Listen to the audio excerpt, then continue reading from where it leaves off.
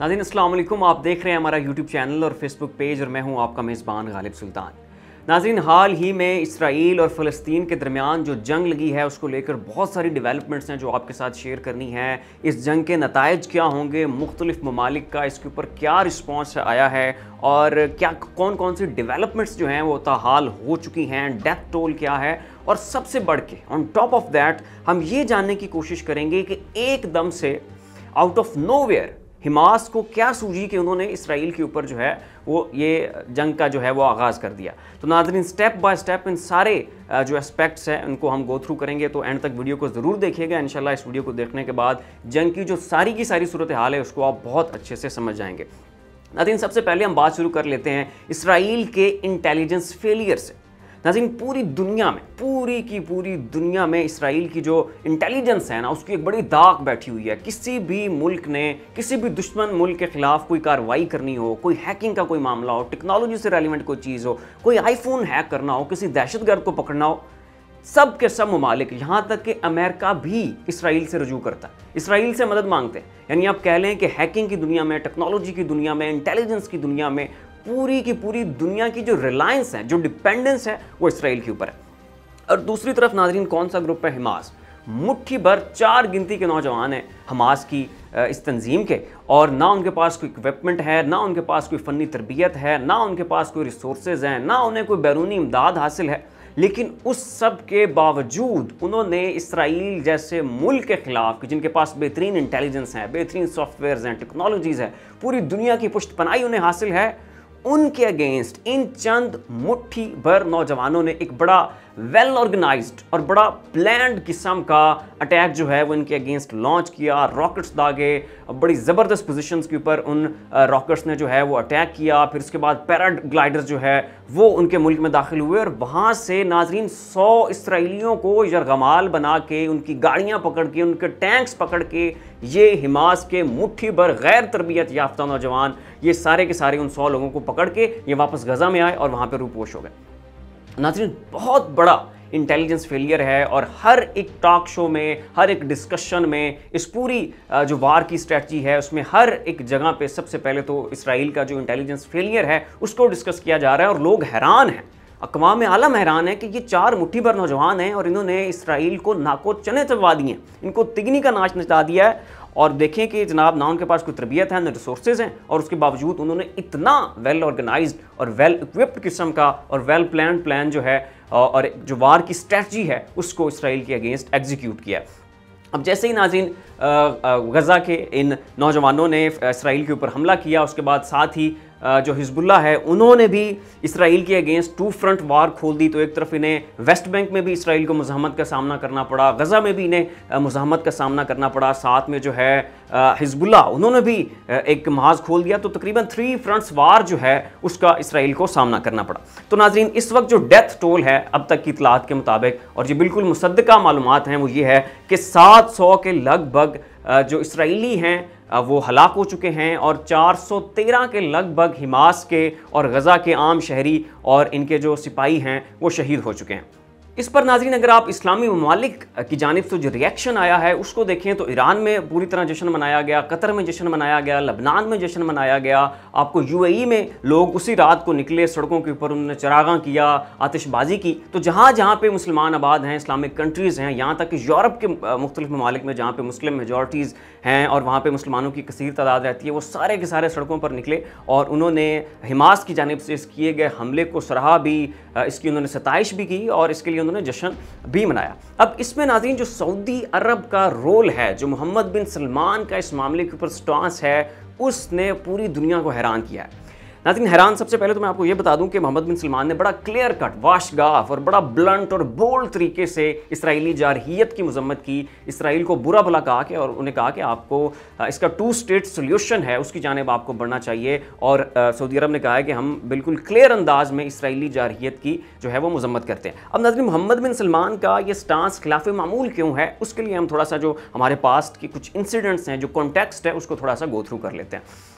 اسرائیل جو ہے ناظرین اس نے بڑی چابک دستی سے بڑی ایک پلاننگ کے ساتھ آہستہ آہستہ مختلف اسلامک کنٹریز کے ساتھ اپنے تعلقات کو نارملائز کیا. مختلف ممالک نے انہیں ایکسیپٹ کیا, تعلقات نارملائز ہوئے, سفارت خانے جو ہیں وہ کھلنے کا معاملہ شروع ہوا, اس طرح ان کے وزٹ شروع ہوئے, یہاں تک کہ پاکستان کے ایک صحافی کا ان کی جانب وزٹ شروع ہوا. یہاں پاکستان سے بیٹھ کے کچھ اینکرز نے ہمارے جو وزیر اعظم ہیں اس وقت عمران خان صاحب تھے, ان کے جا کے کان میں پھسل کرنا شروع کی کہ ہم کیوں نہ جی اسرائیل کو تسلیم کریں جب باقی ساری دنیا تسلیم کر لیے. تو بڑی جو ان کی آپ کہہ لیں کہ ان کے جو سافٹ کارنر رکھنے والے ان کے سلیپنگ سیلز تھے, ان کو انہوں نے پوری مسلم امہ نے اسرائیل نے ایکٹیویٹ کیا, اور آہستہ آہستہ پے در پے ایونچولی اور گریجولی بڑا رفتہ رفتہ کر کے انہوں نے مسلمان امہ جو ہے ان اور مسلم ممالک جو ہیں ان کے ہاں اپنے لیے جو ایک نرم گوشہ پیدا کرنے کی کوشش کی اور اپنی ایکسیپٹنس کو لے کے پورا ایک بیانیہ گڑھنے کی کوشش کی, اور یہ بڑی حد تک اس میں کامیاب ہو گئے.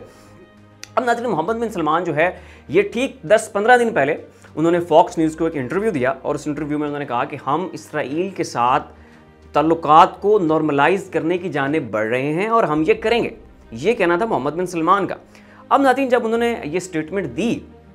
تو ساتھ انہوں نے 2 شرطیں رکھی. انہوں نے کہا سب سے پہلے تو 2 اسٹیٹ سلیوشن ہے, اس کی جانب بڑھیں. جو فلسطینیوں کی اسٹرگل فار فری فریڈم ہے, ٹھیک ہے, ان کا جو لیجٹیمیٹ رائٹ ہے, ان کا جو ان کے فریڈم ہے وہ انہیں ملنا چاہیے, نمبر 1. اور نمبر 2 پہ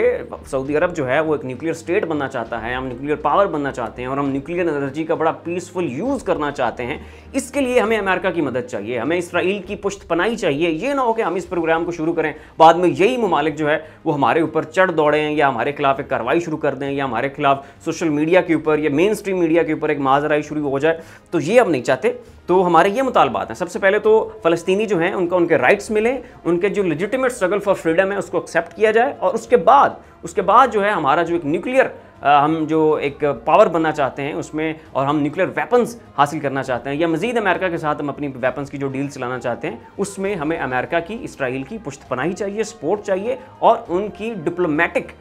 جو مین اسٹریم میڈیا کے اوپر یا سوشل میڈیا کے اوپر کہیں بھی ہم یہ نہیں چاہتے کہ وہ پھر ہمارے خلاف مارچ شروع کر دیں. تو ان بیسس کے اوپر ہم اسرائیل کے ساتھ تعلقات کو نارملائز کرنے کی جانب بڑھ سکتے ہیں. یہ کہنا تھا محمد بن سلمان کا.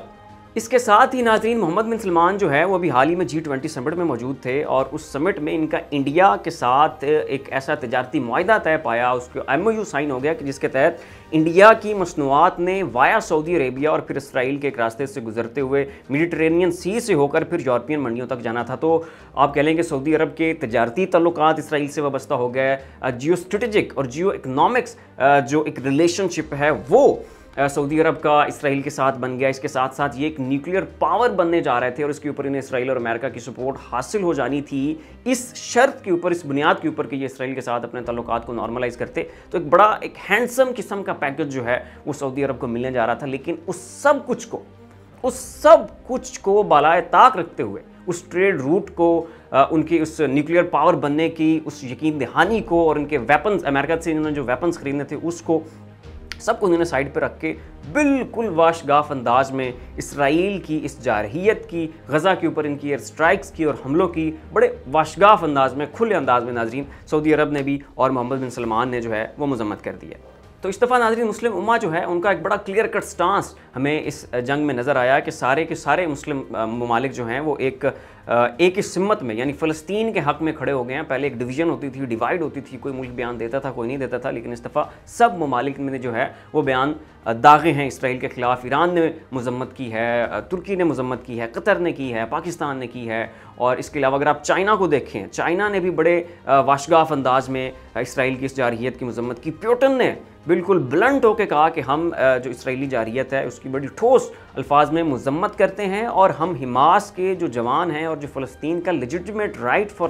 فریڈم ہے, ان کی جو اسٹرگل فار فریڈم ہے, ہم اس کو ایکسیپٹ کرتے ہیں اور ہم اس کے ساتھ کھڑے ہیں. تو ناظرین عالمی دنیا کا بھی, روس, چائنا, اسلامی ممالک, تو ان کا ایک جو گٹھ جوڑ جو ہے ہمیں وہ نظر آیا یہاں پہ اسرائیل کے خلاف, جو کہ بہت خوش آئند ہے. اب اس میں ناظرین جب یہ ساری صورتحال کو ہوتا ہوا امریکہ نے دیکھا کہ جی یہ سارے تو مل گئے ہیں اسرائیل کے خلاف اور فلسطین کے حق میں, تو انہوں نے بھی اپنا شو آف پاور دکھانے کی کوشش کی ہے, دنیا کو یہ دکھانے کی کوشش کی ہے کہ جی اسرائیل اکیلا نہیں ہے, یہ کوئی یتیم بچہ نہیں ہے, ہم اس کے ساتھ کھڑے ہیں. تو اس کے لیے ناظرین جو امریکہ کے طیارہ بردار بحری جہاز جو ہے ایئرکرافٹ کیریئر ان کا میڈیٹرینین سی میں ہے، وہاں پہ انہوں نے فوجی مشقیں شروع